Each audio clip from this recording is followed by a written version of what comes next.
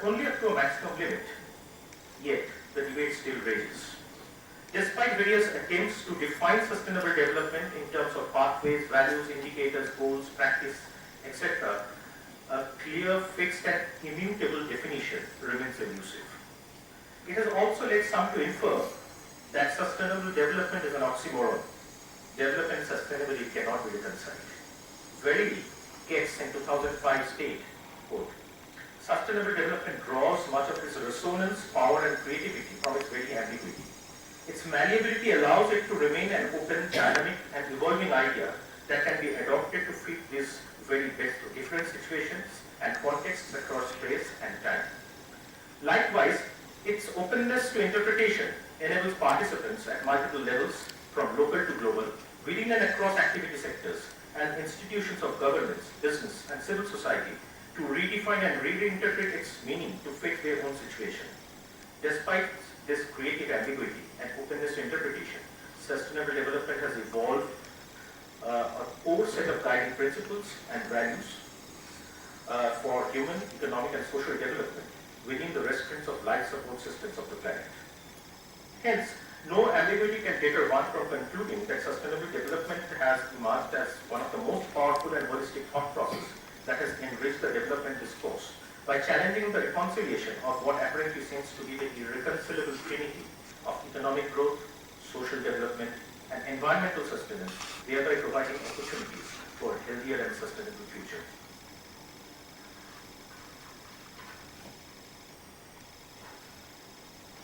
I'd like to put across some comments on the issues of global change out here and the relevance of ecological economics in this context. Essentially, global change refers to the planetary scale changes in the Earth system. The system consists of land, oceans, atmosphere, poles, life, the planet's natural cycles, and the deep Earth processes. These constituent parts influence each other. The Earth system now includes human society. So global change also refers to the large-scale changes in society. At Indian Society for Ecological Economics, we debated on why we need to include global change as a theme of this conference. What is the relevance of global change in ecological economics? In terms of its explicit scope delineation, ecological economics emerged over the last 3 decades as a transdisciplinary domain of academic research in an attempt to address the critical interface between the nature, economy, and society. In the process, ecological economics recognized the spatio-temporal, co-evolutionary interactivity of the human economy and the natural ecosystem. Environmental economics, which is, on the other hand, is explicitly recognized in the mainstream economic analysis as an embodiment of the neoclassical framework. Ecological economics saw the economy as embedded in and supported by natural systems, whereas environmental economics treated nature as a pool of resources that act as factors in foundation of economic activity. Ecological economics sought to provide scientific arguments for preserving the natural world, not only by integrating models from ecology and economics, but by also looking at the interplay of various other socio-ecological and institutional factors that govern an economic system.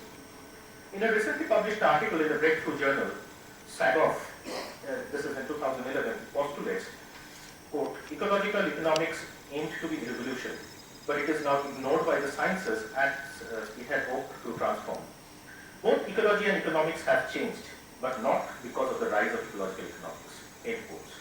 This position, however, is not true, as a large component of Sagoff's arguments are based on the contention that ecological economics essentially has attempted to place a price tag to the ecosystem services and functions.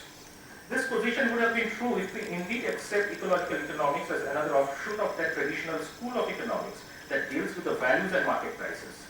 Neoclassicism essentially entailed the methodological breakthrough within that traditional school of economics that was obsessed with the working of the various forms of markets with varying powers of stakeholders.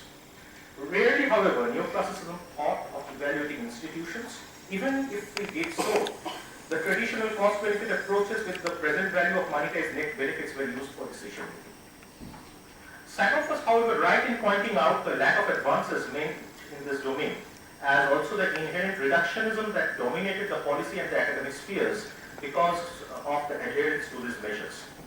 However, what Sagoff has completely missed out in his argument is the advancement of ecological economics in another direction that is independent of cost-benefit analysis of ecosystem services and functions. And this is where Ostrom opened a new horizon for ecological economics. She showed how the working of institutions can be evaluated without really resorting to neoclassical methods of valuation. Ostrom also took a departure from looking at ecosystems as merely providing services like provisioning or regulating or supporting or culture to human society, as has been envisaged by the early works of many ecological economists. She looked at the society as an integral component of the social ecological system, an approach which was earlier missing from, was really not very explicit in the literature. Sagoff, unfortunately, in his criticism, has indeed failed to capture this emerging dimension in the study of ecological economics.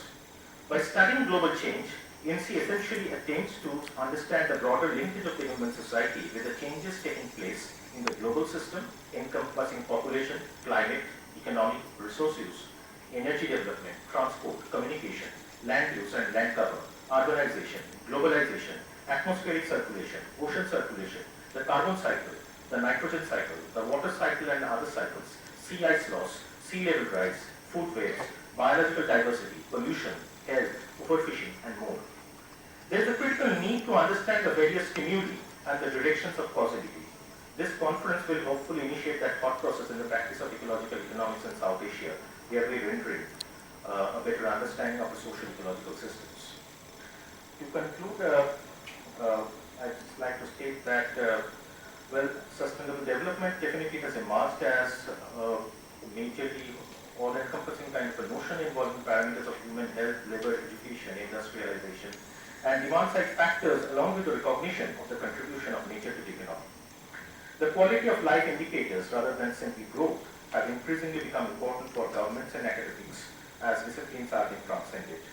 As biophysical constraints of land, soil, and water put an upper limit on the carrying capacity of nature, there is the utmost need to develop institutions like markets to manage the limited resources, ensure equity in the distribution of these resources, and allow substantial time for replenishment of the resources and find alternatives to guarantee sustainability. This would simultaneously require a transdisciplinary knowledge base, public action, and design of appropriate macro and sectoral policies. More critically, the entire discourse